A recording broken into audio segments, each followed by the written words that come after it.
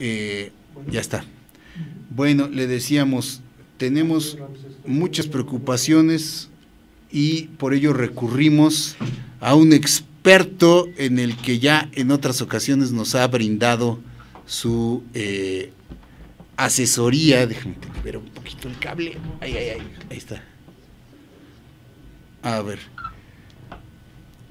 Nuestro querido experto en el sector financiero, Ramsés Peck, para que nos hable de las implicaciones de esta baja en la calificación crediticia de Fitch Ratings para Pemex, pues hacia dónde va esta política energética del nuevo gobierno, que realmente despierta más preocupaciones que certezas, cuando menos en el mundo inversionista. Además está pues la incertidumbre por el lado de los proyectos de infraestructura y en muchos otros sentidos. ¿Cómo estás, mi querido Ramsés? Muchísimas gracias por esta conversación. ¿Cómo ves tú el panorama y qué implicaciones va a tener esta baja en la calificación por parte de Fitch? Buenos días. Bueno, por ahí vamos a empezar por lo de la calificadora. A ver, la calificadora es como el buró de crédito. En que en México tenemos el buró de crédito y dependiendo de tu nivel que tengas tú en el buró de crédito es como se te van a facilitar las cosas para tener acceso a dinero. Haz de cuenta que el Fitch y las calificadoras son como el buró de crédito global, en donde dicen cada una de las empresas y gobiernos cuál es el índice de buró el índice de calificación que tenga para poder tener acceso a capitales.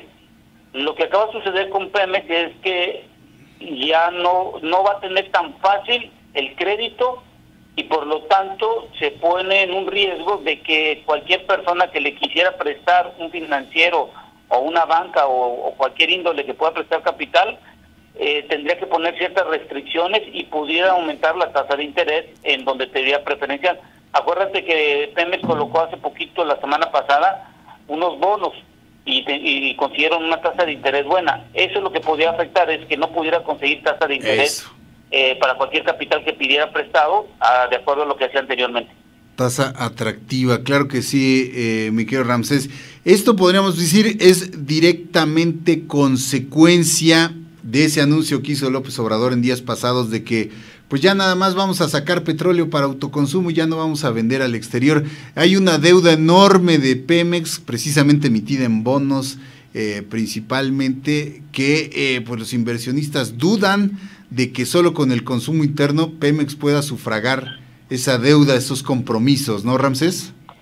Sí, lo que hay que entender, a ver, dos cosas importantes. Okay, lo que sí es entendible y correcto es que ya anunciaron un incremento de producción de 2.5 millones de barriles diarios, pero por parte de Pemex a 2024.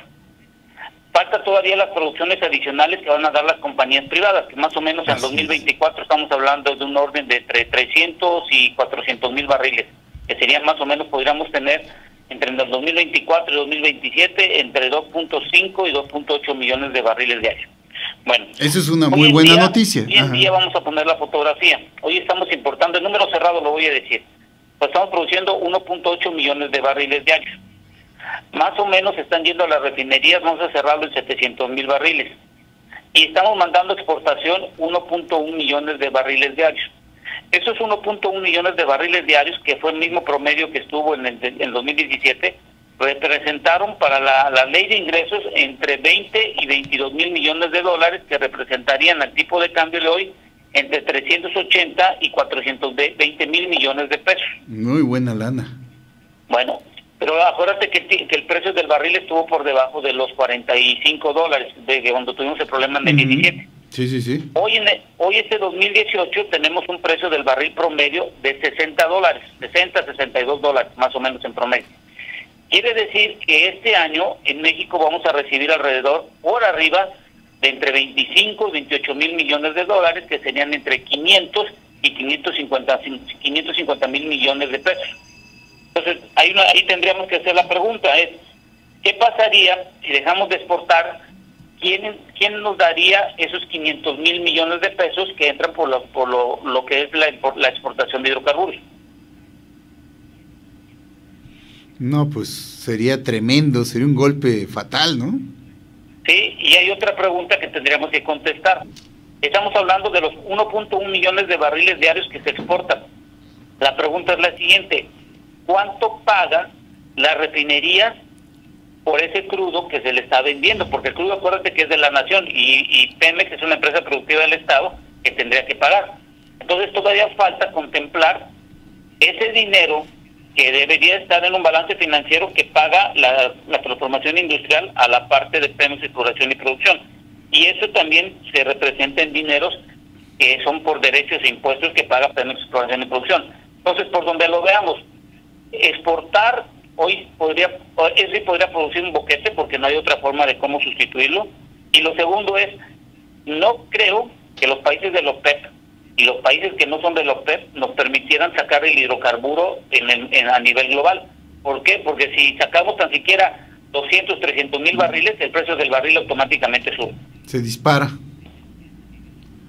¿Sí? Como está sucediendo ahorita con Venezuela. Venezuela ya ves que está cayendo su producción. Estamos viendo la crisis de Arabia Saudita con el periodista, que estamos viendo que se está repuntando hoy en día el precio del barril. Y estamos viendo un Rusia que está tratando de organizar los países de la OPEP. Estamos viendo un Brexit que quieren que se haga otra vez la votación para no salir de la Comunidad Europea. Es. Quieren que se repita una consulta. Fíjate qué significativo eso que menciona Ramsés. Al decir que vamos a dejar de exportar, no influye mucho, pero sí pega en forma interna en cuanto a los valores crediticios que tengamos nosotros. Claro, imagínate sacar a un país del mercado internacional de la venta de crudo. Esto denota realmente una ignorancia supina del señor López Obrador sobre lo que es el mercado financiero internacional y el mercado energético, Ramsés, cosa que realmente a mí me preocupa muchísimo. Sí, y yo creo que no es tanto la cuestión de que tenemos que ver ahorita nosotros. Hemos de recordar que si México hoy en día es uno de los países que está sufriendo un poco por la importación de combustibles y el incremento del precio del barril, el tipo de cambio que teníamos hace una semana por debajo de 19 y hoy está arriba de 19, pues hay que tener mucho cuidado con el sentido de que hoy dependemos mucho de las variables macroeconómicas globales. Y en la parte de nuestro mercado interno, esas variaciones afectan directamente a los precios del consumidor, como puede ser la luz de la electricidad, como puede ser el costo del combustible, y eso pega directamente al poder adquisitivo de la gente. Lo que están viendo muchos países hoy en día es que están cuidando mucho el poder adquisitivo de la gente, es decir, si la gente tiene más dinero en sus bolsillos, más circula el dinero. Claro.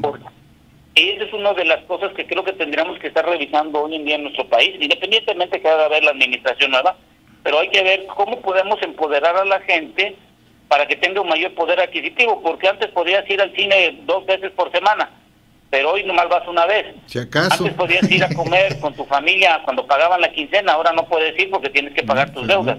O sea, son cosas que hay que ir evaluando. ¿Cómo empoderar a la gente? Por ejemplo, Europa, Estados Unidos, Rusia y todos esos países están viendo cómo empoderar a su gente para que circule el dinero. Por ejemplo, China son más de 1.300 millones de personas y lo que ha hecho es que su gente ya está ganando más que nosotros. Antes ganaba menos que nosotros, ahora gana más la hora.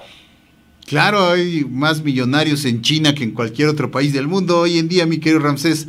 Oye, y la cuestión, justamente, si nos puedes decir algo de este rumor que surgió también el fin de semana sobre el gasolinazo por ese anuncio de la Secretaría de Hacienda de que iba a reducir el porcentaje de estímulo a las gasolinas. Lo explica la dependencia, que lo que reduce justamente el estímulo al haber ajustado los precios internacionales, justamente lo que no implica necesariamente que se tenga que dar un incremento en los precios, aunque pues sí, muchos expendedores lo pueden aprovechar como pretexto, ¿no, Ramsés? ¿Qué nos puedes decir de eso? Bueno, mira, vamos a ponerlo de este sentido. Vamos a suponer que el día viernes está a 20 pesos el litro la gasolina, ¿vale? Y teníamos un estímulo de 2.4, o sea, tenías que pagar de esos 20, 2.44 pesos, ¿vale? El día sábado vamos a suponer que toda esta semana se mantienen los mismos 20, pero ahora de 2.44 vas a pagar 3.26. Quiere decir que de esos 20 se amplió el margen de impuesto a pagar de esos 20, si la gasolina no varía. Exacto. Ok, entonces, ¿quién es el que está teniendo más ingresos? Bueno, pues la nación por parte de la recaudación de los 10. La pregunta es, si eran 20 menos 2.44, te quedaban como 17.46 centavos por litro. Ajá. Ahí tienes que pagar el precio tienes el precio de referencia, el transporte, el almacenamiento, la comercialización y pago de salarios por las estaciones de servicio. La pregunta es, ¿quién crees tú al aumentar el impuesto está perdiendo? Pues el gasolinero, ¿no? El gasolinero es el primero que está perdiendo, el gasolinero, porque está perdiendo margen de ganancias. Ajá. Por lo tanto ya no gana lo mismo porque ya se amplió el impuesto. Así Segundo, es. Lo va a repercutir al consumidor irremediablemente. Ajá. Entonces, no importa sobre la variación, sino lo que está pasando con la Secretaría de Crédito Público, que es importante, a mi juicio, es que el IEPS o se elimina o se baja un porcentaje de lo que se tiene contemplado. ¿Por qué? Porque el IEPS se está utilizando simplemente para controlar el precio del combustible a una tarifa o un costo que mantenga la inflación y no pegue, pero estamos descuidando al bolsillo del consumidor. Otra vez. O sea, imagínate, quítale los 2.44 de IEPS de la semana pasada, ahora pues quítale los 3.44. Imagínate que tú llenas tu tanque de gasolina esta semana 2 veces y son de 60 litros, 6 por 3 son 180, por 2, 3, o sea, te ahorras, quitando el 10, 400 pesos. 400 pesos te ayuda para comprar, pues no, pues con eso comes. Chuletas que te valen ahumadas, más o menos en la 60 semana. Pesos. ¿No? Pollo, bueno, el pollo ya está en 120. Pues el kilo de tomate pues ya está en 30, pero más o menos con 400 yo creo que te da para comer más o menos decentemente, no estoy diciendo muy bien, pero te daría para comer una vez al día una buena comida. Pues una buena, digo, las amas... de carne, tu tomate, tu Oye, tortilla, tú sabes que las amas de casa son una maravilla, son las mejores secretarias de finanzas del hogar y con 400 pesos yo creo que le dan de comer a toda la familia en la semana, Ramsés, realmente, porque son unas magas para las finanzas. Pero ya dice el nuevo gobierno que no va a quitar el IEPS porque con eso van a hacer las nuevas refinerías. ¿Tú crees que sea factible, aprovechándote en esta conversión, hacer una nueva refinería? Yo decía, en base a lo que hemos platicado y al conocimiento que tú nos has transmitido anteriormente, si es bueno reconfigurar y hacer que produzcan más las actuales refinerías, pero tanto como para gastar tantos miles de millones de pesos en una nueva, ¿es factible, Ramsés? ¿Tú qué sabes de esto? Mira, las refinerías que tenemos, las 6, yo creo que hay que hacerles un diagnóstico real para determinar qué es lo que se quiere hacer con las refinerías, porque las refinerías dependen mucho de la materia prima y de los procesos que están. De las 6, 3 tienen muchos procesos avanzados. Entonces hay que determinar si el dinero que se tiene contemplado, los 55,000 millones de pesos que se tienen contemplado, son suficientes para darles mantenimiento. No es para reconfigurar. Una cosa es mantenimiento y otra cosa es una reconfiguración para aumentar el volumen de combustible. Es muy diferente. El dinero va a ser para mantenimiento. Bueno, ahora la refinería que estamos comentando, yo creo que pasó a ser de un plan a una propuesta y ahora la refinería se convierte en una estrategia de seguridad energética del país. ¿Por qué te digo esto? Por ejemplo, la refinería de Tampico Madero ya data del año 1914. La pregunta es, ¿cuánto dinero necesitas aumentarle para que aumente la capacidad de la refinería de Tampico Madero? En el mes de agosto no produjo nada de combustibles en su totalidad, de gasolina y diésel, tuvo problemas. Y hoy están saliendo varias licitaciones. Entonces hay que hacer un balance. Claro. Ya tengo refinerías viejas. ¿Le meto dinero para que incremente el volumen o hago una refinería nueva en donde meto, por ejemplo, los crudos que anunciaron hoy en día de los crudos ligeros con un poquito más o menos de pesados? Y hago una refinería de menor costo, pero voy a tener una mayor cantidad de combustibles.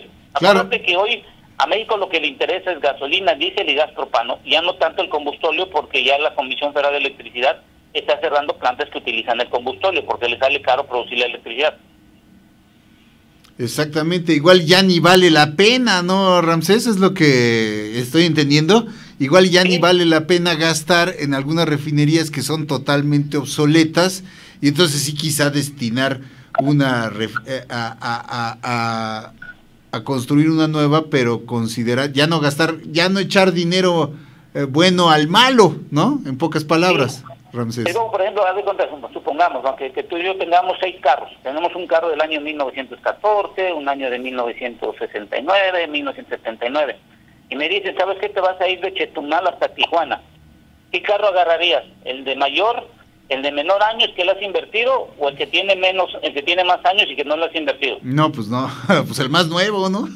Pues, ese es el condicionante. Ahora, la pregunta es, ¿qué tal si el más nuevo necesitamos meterle una cierta cantidad de dinero para que llegue, pero no sabemos qué es? Entonces hay que llevarlo con el mecánico para que le dé un diagnóstico. Claro. Eso es lo que falta en las refinerías, o sea, un diagnóstico real de cuánto es lo que se tiene que meter para cada una de las refinerías en función de la necesidad de incrementar el volumen de combustible.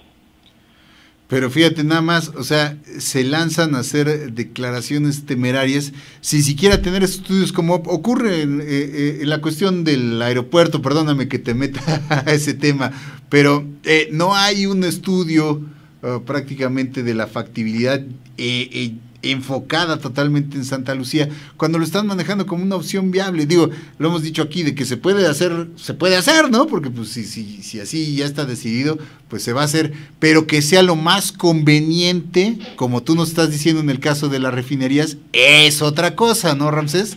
Una cosa es de que se puedan hacer las cosas, se pueden hacer. La conveniencia es aquí lo que interesa. Sí, porque recuerda que al fin y al cabo es un dinero que ya sea que lo pongamos por parte de los impuestos que se recaudan de la ley de ingreso, o sea por medio de un financiamiento. Pero eso también hay que entender una cosa, es el dinero va a salir una licitación, y hay que dejarlo bien claro. En México no hay manufactureras que construyan refinerías, tiene que ser fuera del país. Forzosamente. ¿Vale? Entonces no vas a conseguir, no el día de mañana voy a poner una orden de servicio donde voy a construir una refinería, no. Ajá. O sea, hay que ir a ver viendo quién está disponible para construir esa refinería. Eso no lo hace, vaya, eso no lo hace ni Pemex, pues. ¿No tiene capacidad Pemex de construirla? No, Pemex no, Pemex tiene la capacidad de operar. Ahí está. O sea, hay que tener una gran diferencia, ¿verdad? Hay que hacer el diseño. Sí, pero que lo puede hacer el Instituto Mexicano de Petróleo, que eso lo puede hacer sin ningún inconveniente. Pero como va a ser una licitación, ya no le corresponde al Instituto Mexicano de Petróleo, le corresponde a la compañía que vaya a licitar a hacer el diseño, en función de la materia prima. Y después que hace el diseño, tiene que mandar ese diseño a la manufacturera para que haga la construcción. Y ya que hace la construcción desde donde vaya a ser fuera del país, hay que traerla al lugar, por ejemplo, en el puerto de Dos Bocas. Ya que lo trajiste, hay que hacer la instalación, y la instalación la tiene que hacer las personas que hicieron el diseño y la manufactura de esa refinería, con mano de obra de mexicana, es decir, para poder ensamblarla. Una vez que ya lo ensamblaste, tienes que ponerla a operar y tienes que hacer varias pruebas y todo el relajo. Entonces, si te imaginas todo el periodo que tenemos que tener, pero sí es importante la refinería tenerla en un periodo no mayor del año 2025, porque no sabemos hasta cuánto es la vida útil de las 6 refinerías que tenemos hoy en día. ¿Qué tal si el día de mañana, como nos pasó en Salina Cruz, o en Tula, o la Tampico Madero, se dañan 2? Pajaritos, ajá. Sí. Es como lo que te explicaba del carro. Tiene 6 carros y el más viejito ya no va a andar. Esa es la pregunta. O el más nuevo se desviela. O sea, hay que tener cuidado con todo eso, porque, bueno, ya es una estrategia importante en nuestro país. Oye, Ramsés, ¿la refinería que tenía Pemex en Estados Unidos, esa sigue siendo de Pemex? Sí, Pemex tiene una participación con la compañía Shell, que es más o menos, no me acuerdo el porcentaje porque hice una revaloración, y lo que hace Pemex tiene precios prioritarios de lo que se refina, y Pemex manda cierta cantidad de crudo para que se refine ahí en esta parte de ahí. Ah, muy bien. ¿No operaría un esquema parecido en una nueva refinería, en lugar de hacer el gasto completo, hacer una coinversión similar a la que se tiene en esa refinería? ¿No sería más factible, acaso, mi querido Ramsés? El concepto debería ser el mismo, que pudiera el dinero ponerlo un privado, como se hizo en su momento en Estados Unidos, pero antes de la reforma energética no se permitía hacer la construcción de refinerías por parte de un privado y una empresa productiva del Estado. Hoy, entre la reforma energética, ya se puede realizar y se puede hacer ese concepto. Es más o menos lo que ha dicho el nuevo presidente electo, voy a meter lo del aeropuerto, que se quiere dar por una concesión en donde un privado pone el dinero. Bueno, eso se podría hacer, dar la concesión de la refinería o algo por el estilo, y que un privado asuma el riesgo financiero y la inversión, y que Pemex, bueno, pues y la nación ya no dé el dinero, sino que lo asuma un privado. Claro, eso sí nos ayudaría bastante. Pero si no da seguridades a la inversión, ¿no? Pues ¿cómo vas a animar al capital privado a invertir? Al inicio de la plática que quedamos. Acuérdate que el nivel crediticio que te da Fitch y todas las calificadoras, aunque las demanden y no nos guste, pues muchos de los banqueros, financieros se guían en lo que digan ellos. Así es. Es como el buró de crédito. Yo me enojo, todos nos enojamos cuando vamos y pedimos un crédito. No es que está el buró de crédito y vemos nuestra calificación está mal. Y vamos y peleamos y todo el relajo, pero pues, al fin y al cabo, todos los bancos se guían y todos los que te vayan a prestar se guían por el buró de crédito. Es lo mismo con a nivel global. Se guían por las calificadoras.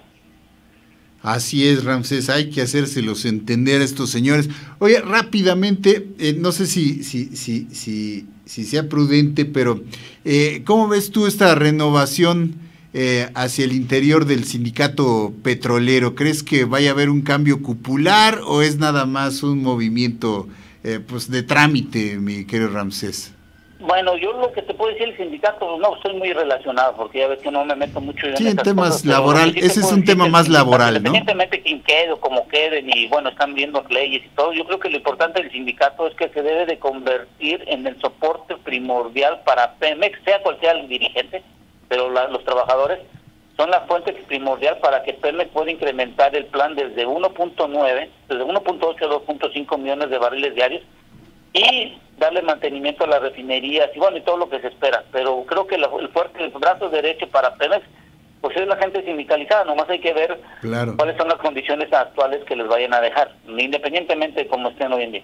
Claro, Ramsés. Oye, perdóname, nada más para rematar, dice López Obrador que la reforma energética ya fue un fracaso. Considero yo muy en lo personal, disto de ser experto como tú, pero pues todavía es temprano, ¿no?, para declarar un fracaso de la reforma energética, ¿no? Como tú mismo dices, pues todavía todos estos contratos y estos proyectos de exploración, pues todavía son de mediano plazo, de largo aliento también, ¿no?, para que empiecen a producir, para que empezamos a ver claros resultados, ¿no? Sí, bueno, lo de la reforma energética, independientemente de las declaraciones que hayan hecho el nuevo presidente electo, bueno, muy respetable, pero apartándolo y separándolo, y lo voy a decir desde un punto de vista de análisis. A ver, la reforma energética es buena porque abre los mercados y da una variación y disminuye el riesgo de la inversión por parte del gobierno. Es decir, el gobierno puede ya no meter tanto dinero en la parte energética donde existe el riesgo y no sabemos cuándo es el retorno de la inversión, y eso lo asumen los privados. Los dos únicos errores que yo asumo y que yo veo y he evaluado es, el primero es haberle quitado el dinero en el 2015 a Pemex de inversión. Es el primer error. Y el segundo error es haber comentado que el precio de los combustibles iban a bajar en función de la reforma energética, sabiendo que casi el 80% de los precios del consumidor dependen de las variaciones externas que no controla el mercado, sino que lo controla, el mercado, no la administración. La administración lo único que controla es los impuestos, y lo que es costos directos para todo lo de transporte y lo demás no lo controla. Claro. Dicho esto, te comento, a ver, la reforma energética, lo voy a decir desde porcentaje de peso de mercado. La industria de hidrocarburos, donde está la exploración y extracción y todo lo que se refiere a traer el hidrocarburo y el gas a superficie, el peso ponderable es el 20%. De todo el mercado energético que hay, y el 80% corresponde a la generación de electricidad, transporte de gas, transformación de materias primas como los hidrocarburos, generación de electricidad por energías limpias o renovables, geotermia, transporte, almacenamiento, comercialización de productos y un sinnúmero de mercados que hoy en día, en un mercado que espero que madure más o menos como en el año 2023, 2024, los beneficiados podemos ser los consumidores, siempre y cuando no quieran adicionar impuestos como tenemos hoy en día del IEPS. Como el maldito IEPS. Dicho esto, la industria de extracción y exploración, solo en forma ponderada en el mercado, solo corresponde el 20%. Pues no hay, desde luego, como consultar a los expertos, y ojalá que el nuevo gobierno de verdad los escuchara a ustedes, a expertos como tú, mi querido Ramsés, metido en el tema, que realmente puede dar luz sobre la base del conocimiento, del análisis y sobre todo de eso, insisto, del conocimiento del mercado internacional y de las condiciones que hay para proceder y no hacer declaraciones así al aire, sin el menor conocimiento, la menor base, que es lo que va destruyendo justamente esa confianza y esa credibilidad que ha costado tanto tiempo construir. Muchísimas gracias, como siempre, Ramsés, por darnos luz sobre este tema y ojalá te hicieras escuchar hacia los funcionarios del nuevo gobierno, querido Ramsés, porque pues tú sí le sabes. Ojalá no tienes alguna comunicación por ahí o que les hagas llegar algunas propuestas o que les des, pues pásales corriente, por favor, a estos señores, ¿no? No, yo creo que todos tenemos que jalar parejo para que la nación crezca, porque claro, estoy viendo un Estados Unidos que se está fortaleciendo. Estoy viendo una Europa que se fortalece, un Rusia, bueno, Arabia Saudita estamos viendo también. Estamos viendo un China que se está desacelerando un poco su economía. Pero yo creo que la oportunidad de nuestro país no es simplemente las cuestiones de la parte de los presupuestos, sino depende mucho de cómo hacemos crecer el mercado. Y otra cosa muy importante antes de concluir, es debemos de empoderar a la sociedad que tenga un poder mayor adquisitivo para poder gastar. Entre mayor cantidad tenga el dinero circulando, mayor es el crecimiento de la economía. Entre mayor controle la administración, el dinero que circula en nuestro país, menor será el crecimiento. Eso es, ahí está la clave, coincido plena y totalmente contigo, Ramsés. Te agradezco nuevamente y de verdad es un gusto para nosotros contar con tus colaboraciones aquí. Tratamos de no darte mucha lata, porque siempre hay muchos temas de estos, pero ahora sí que mejor los juntamos y cuando nos echamos una plática tan sabrosa y constructiva como esta. Te mandamos un abrazo, mi querido Ramsés, y ya te estaremos dando lata más adelante. Ojalá que esto entre en razón y de verdad, como tú dices, se trata de abonar con el conocimiento al bien de México y tú lo haces siempre y por eso nosotros aquí nos honra en darte voz y espacio. Te mandamos un abrazo, querido Ramsés, muchísimas gracias como siempre. Gracias, que tengan buen día, buen inicio de semana. Gracias Ramsés Peck, analista del sector financiero y sobre todo experto en temas energéticos, como usted lo puede constatar.